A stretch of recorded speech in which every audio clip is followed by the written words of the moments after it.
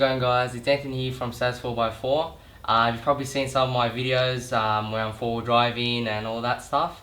But this is going to be a bit of a different series now. I'm going to be doing a build series, so on my Patrol here, and I'll go through it like a little bit what's done to it. So it's a 4.5 petrol, but I've turboed it now. And yeah, and it's got a 5-inch lift and all that. Hopefully going to be putting bigger tyres soon, but not just yet. So what we're going to do today is the turbo that I've got in there is from a XR6, but the thing is the rear housing is probably a little bit too big. I'm pretty sure it's a 1.06 housing at the moment, and so the boost comes on really late. It comes on around 2,500 RPM. So what I've gone and done, I've bought another rear housing that's a 0.6 AR size, so that should hopefully make the boost come on lower, which is what I want for this, because when you try and move 3 tons from a stop, it does not like it. So that's what we're going to do, so hopefully you enjoy. Also, one more thing, some of the future things that's going to happen, we're going to put in a boost control. I'm going to turn up the boost. Hopefully we're going to make around 200 kilowatts at the wheels. That's the plan. Right now it's making 130. What else have we got? We're going to be doing a gearbox build, so I'm going to be fully manualized. I've got the valve bodies actually sitting down there, and so it's going to be just like a first, second drive, and then the overdrive button is going to be a fourth. I got that from a place called Keys Transmissions in South Australia, so yeah, I'm going to be putting that in, but not today because I got to go to my friend's workshop, so we need the hoist. Well, anyway, let's get into it, so enjoy. So I guess I'll start by taking off this dodgy heat shield that I made, so let's do it.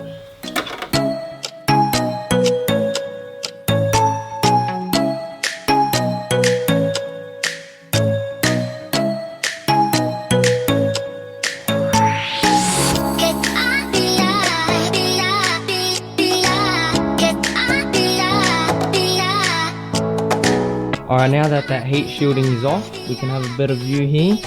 So the next thing we're going to do, we're going to remove this oil feed line right here, the oil drain that's underneath, both the coolant in and out lines, and hopefully we won't have to remove this silver heat shielding here, because that's a bit of a pain to put on, because I don't have zip ties, metal zip ties. But we'll see how we go anyway.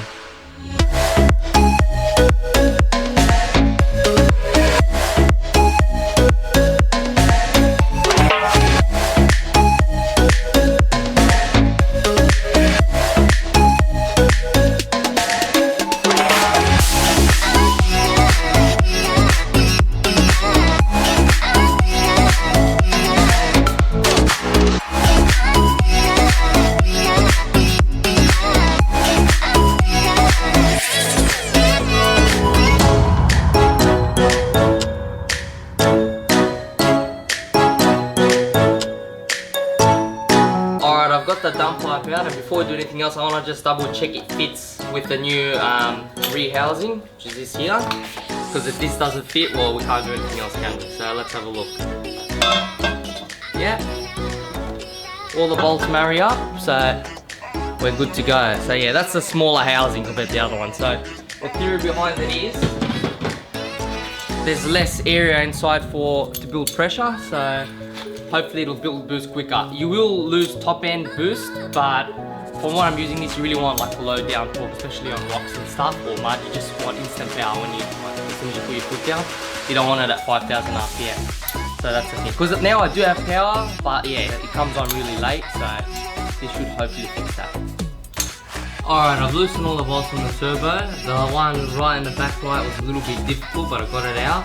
I've also loosened the intake, the boost side of it. So now all we have to do is pull the turbo off. Also, we've got the oil line underneath that's still hooked on, but I'll see. I'll have more room once I pull it off. So let's have a look.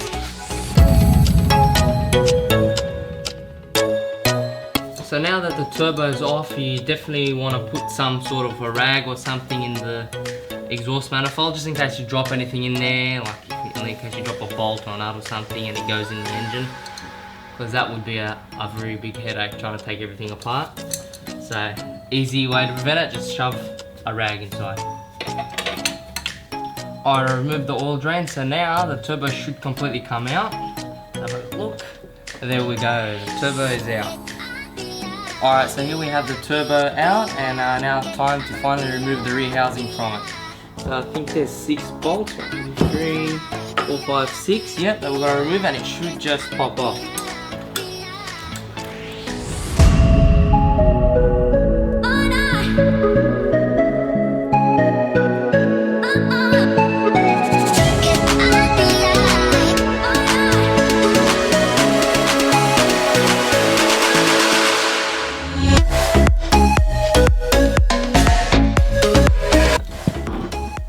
Alright, the rear housing is off. Finally, we've made it. Now let's compare the two housings. So you can see how the new housing is much smaller than the big one, so that's where the difference comes, because obviously this is gonna pressurize quicker than this one, so that's why you get it earlier in the rev range, whereas this one you get it later. You gotta be really careful not to damage these fins when you're doing this. So I've got a choice now. I can either use these, the new ones that came, which are these, or the old ones. Looking at it, the old ones look a lot more heavy duty, so I'm going to use those. So before we completely tighten them, we really want to put the actuator arm on, because once you tighten it, then you can't rotate it anymore. Looks like I have another problem. The actuator hole here is not big enough, so I might have to drill this out a little bit just to get it to fit. But I can still tighten all the bolts loosely.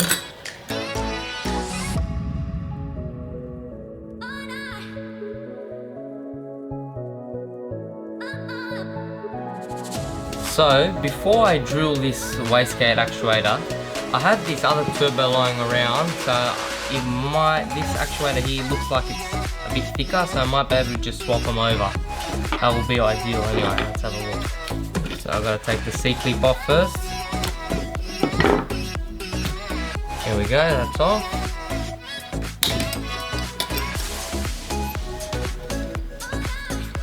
Now I should be able to swap this one with this. So there you go, see that's the one that I had from the Turbo Smart one. This is from like an eBay Turbo, but it doesn't really matter, so that's the whole size difference, so hopefully that will be okay.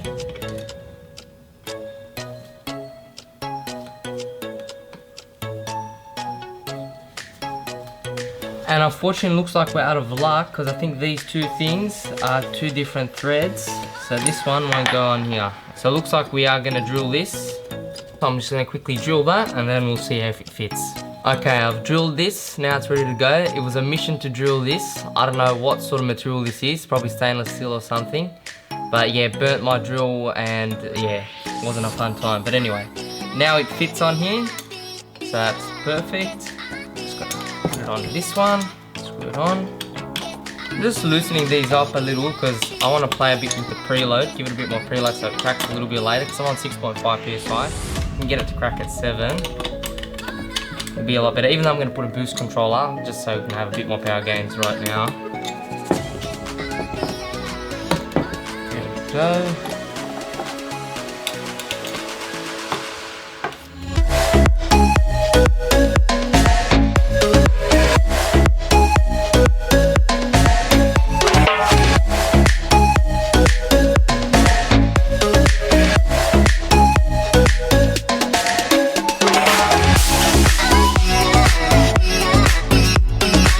I'm noticing compared to the previous one, this sticks out a little bit more.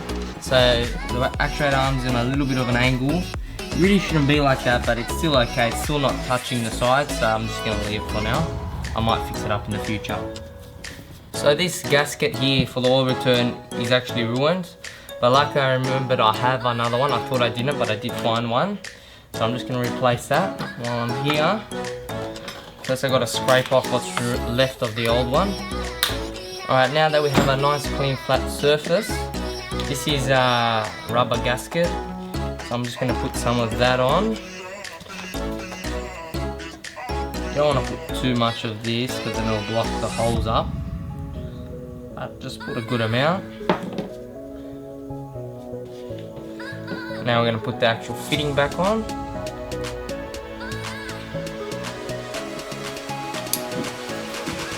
Alright, both bolts are tight, and it's ready to go back in the car. Okay, so now the turbo is ready to go back on, and we're pretty much just doing opposite of everything we just did. So take the rag out, and just before you put the turbo back, you want to make sure that it spins freely. It's not catching on anything, because otherwise it'll destroy itself once you put it in. So let's just have a test fit. I've still got to put the gasket, the liquid gasket on, and it looks like I might have to clock the turbo slightly in this way to fit on my air intake here. Otherwise it's not really going to fit. It's butting up against the windshield washer reservoir. So I'll do that and I'll be back. Alright, I finished putting in the oil line from underneath, so now we just gotta bolt the turbo on. So I'm gonna put some of this gasket, liquid gasket on. Okay, now that that's on, you can actually lift it and put the turbo in its spot.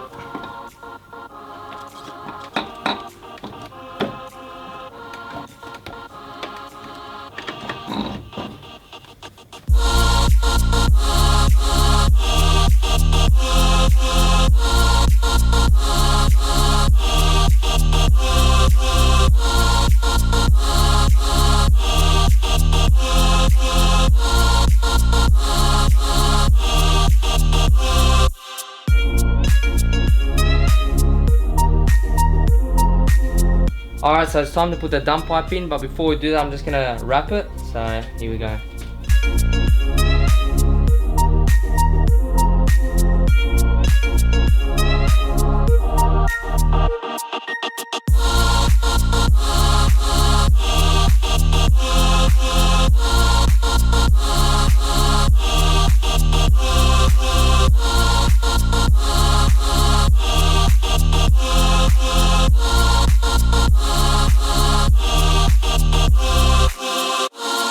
Alright, so we've wrapped the dump pipe and now it's time to put it back on. So let's try and fit it in here.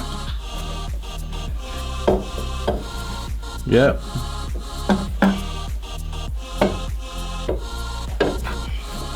So because the bolts were missing, so now I'm going to put studs instead, because I think they're less likely to fall out. What type of stud are you putting, Anthony? So they're just like that. So the short side's gonna go into the turbo and the long side's gonna go into the dump pipe. Okay. That's to allow for the thickness of the plate here and then the bolt. Alright, so it's the next morning and when I filmed this I forgot to turn the mic on, so I'm just gonna basically tell you what I said. So I reconnected everything. The dump pipe, I couldn't get one of the bottom bolts in because it's really hard to get this, so I just have the fourth for now. And I took it for a test drive and I actually blew off one of the air hoses here, and yeah, which I found out later why, because I'm running so much boost, which I probably shouldn't have thought it, but anyway, I did. So basically I'm just gonna fix that and put the boost gauge in as well, and yeah. Also I forgot to put the O2 sensor back in, so I'm gonna be putting that back in as well.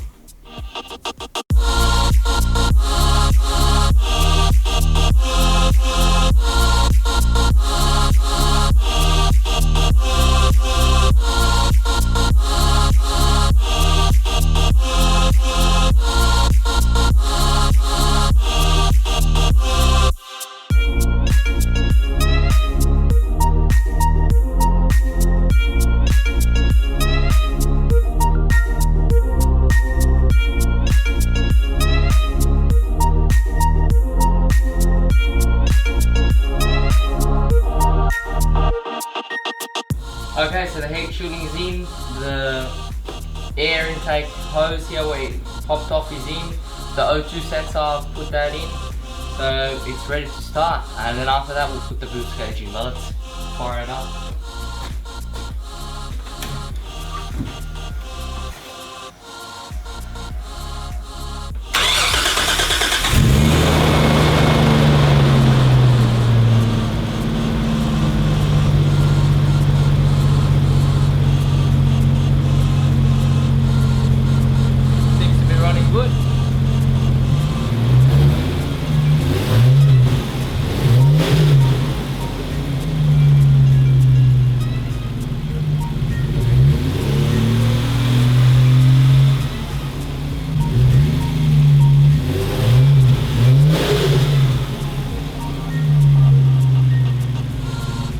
Alright, so it's time for the boost gauge. I just got this one from Super Cheap, it's nothing fancy.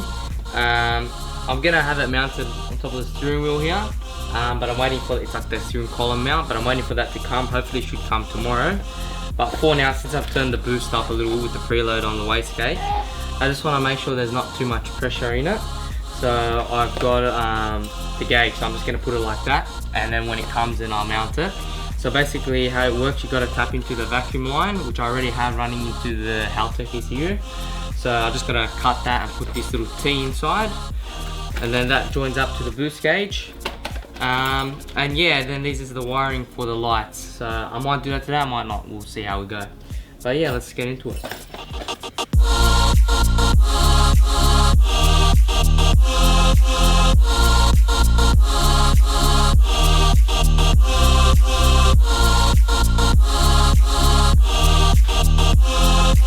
So this vacuum hose here, well, it's actually fuel hose, but I'm using it as vacuum hose because I didn't have any this size. This goes into the Haltech. So basically what I'm going to do, so I've got this little piece here. This T is going to go in here, there, and so like in between these two. And this is from the boost gauge, that's going to go into this side. So yeah, that should give us pretty accurate boost reading. Okay, so I've connected it. Now I'm just going to connect that to the ECU and we should start seeing boost. So I'll connect that, we'll start the car and see if it reads. Then if it does, we'll connect up all the lighting stuff so it flashes different colors and all that and whatever. Okay, so let's start the car and see if we're reading any boost.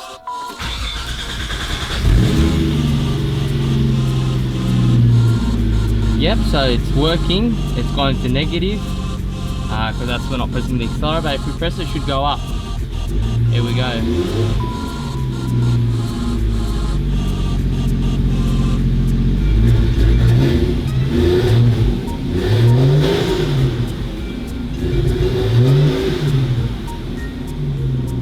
So I've just taped the boost gauge on for now until the cradle comes, but also to get the accessory lighting, from what I've seen in the manual, the service manual, sorry, is this blue and black wire. So I'm going to try and take this off and trace this back, see if we can get it somewhere more in the middle there, but from what it looks like, they all have, all the accessory lighting runs off this. So I've loosened the bolts on here, this one should come out, pull these. There we go, that's out. Now we can have a whole bit of view on all the wires down here. So yeah, we'll trace this one back and see where it goes.